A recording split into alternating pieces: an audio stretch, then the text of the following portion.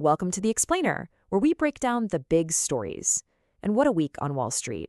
A long-awaited move by the Federal Reserve was completely overshadowed by an absolutely blockbuster deal in the world of AI. Okay, so let's set the scene here. We are talking about the week of Monday, September 15th, all the way through Friday, September 19th, 2024. And it was a week that honestly sent some seriously mixed signals. So here's how we're going to break it all down. We'll kick things off with the two big stories that were really driving everything. Then we'll dig into the key economic data, put a spotlight on the stocks that made headlines, and then we'll zoom out to look at a few potential future scenarios and the biggest risks you need to keep on your radar. You know, this whole week felt like a tug-of-war between two giants. You had the Fed's policy on one side and a total game-changing AI deal on the other. So, on one side of the ring, you had the Federal Reserve. They finally cut interest rates, which is something investors have been hoping for months. Now, normally, that would be the only story that mattered. But then, completely out of left field, this massive AI deal drops and just hijacks the entire conversation for the whole week. So, with these two huge stories swirling around, what was the actual economy doing underneath it all? Let's take a look at the vital signs. And honestly, the picture was confusing. We saw really strong retail sales and a healthy job market, which tells you the consumer is in pretty great shape.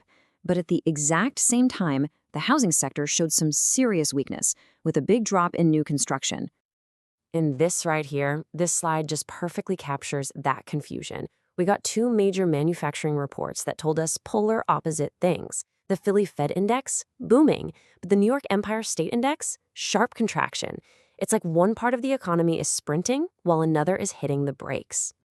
And just to add another layer of uncertainty, Fed Chair Jerome Powell was super careful with his words. He basically framed this rate cut not as them hitting the panic button, but more like an insurance policy, a risk management move. The signal was pretty clear. Don't expect the floodgates to open on a ton of new rate cuts. Okay, so how did all this affect individual companies? Let's jump into the 5 stocks that were making some of the biggest headlines.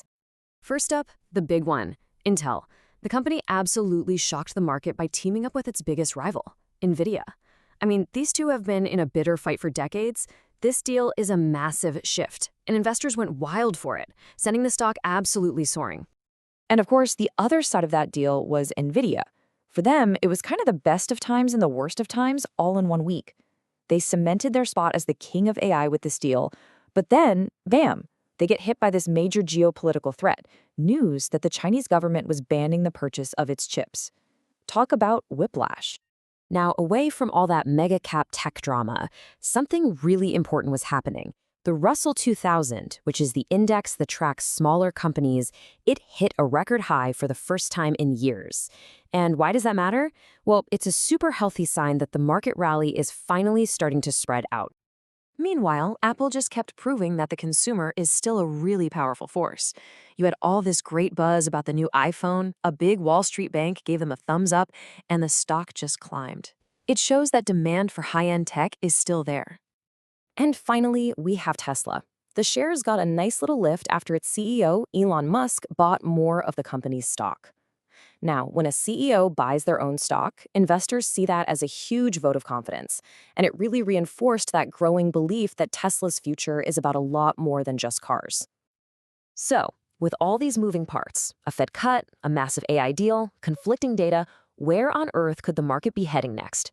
Well, right now, Wall Street is looking at 3 pretty distinct scenarios. So the ideal outcome is what everyone calls the Goldilocks scenario, where the economy just keeps humming along. But investors are also getting ready for 2 big dangers: a potential bubble, where this rally is just all hype, or the dreaded return of stagflation, where growth stalls, but inflation comes roaring back. All right, let's zoom out for a second.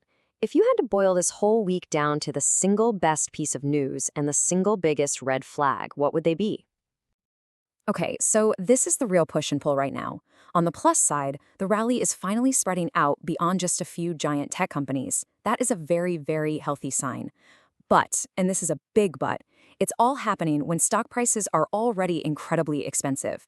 So expensive, in fact, that a huge number of professional investors are now saying high valuations are the single biggest risk out there. Looking ahead, that tension between good momentum and scary high valuations brings us to the 2 key risks that could really derail this whole market rally. First, you've got earnings season coming up, and it's basically the moment of truth. The hype around AI has been just off the charts. Now these companies have to deliver the profits to back it up. If they don't, we could see a really sharp sell-off. And second, this tech conflict with China, it's not just background noise anymore. The Nvidia ban shows it is a direct threat to revenue, and a sign that this whole geopolitical risk is only getting bigger. So this leaves us with the million-dollar question, doesn't it? The market is hitting all-time highs. Are we watching the start of a healthy, sustainable new rally? Or are we just seeing the final frantic moments of a bubble that's about to pop? That is the question everyone on Wall Street is trying to answer right now.